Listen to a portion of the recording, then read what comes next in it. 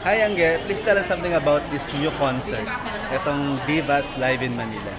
Divas Live in Manila po, first time po na mangyayari siguro sa Pilipinas. For me po na magsama-sama ang 5 singers na iba't ibang genre po. So, very exciting kasi I'm sure na marami po ang gusto na mangyari ito talaga. At ngayon, mangyayari ngayon November 11, so talagang napakalaking preparasyon na naman for me. Napakaraming pagkain na naman ang hindi makakain.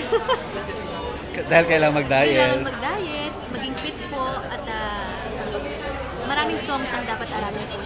Sinabi ni Miss Rachel Ango na sa apat daw, ikaw yung pinaka-excited na makalaborate niya, maka-duet. Ano masasabi mo doon? Sabi ni Miss Rachel Ango doon sa press con kanina. Si Rachel kasi sa aming lima, siguro kami lang kung dalawa talaga yung hindi pa nakakatrabaho isa't isa. Kasi simula po nung nanalo ko ng Star Power, si Shin po, yun yung time naman na napunta na siya ng London. So ito yung first time namin na magkatrabaho din. Nakakatuwa lang na gusto niya pala akong makaduet din. So siguro bago mangyari yan, talagang kailangan kong aralin yung kanta, di ba po? So, excited din po talaga. Do you wish to sing yung mga song niya sa Les Miserables na kung saan talaga namang tinatangkilig ng mga Pinoy, di ba? Dito sa concert, do you think magagawa niya yan?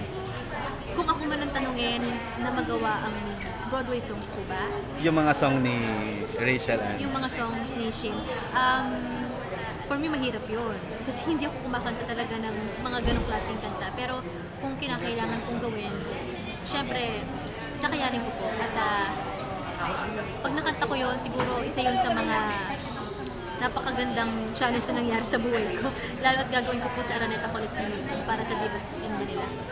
Thank you. Salamat po.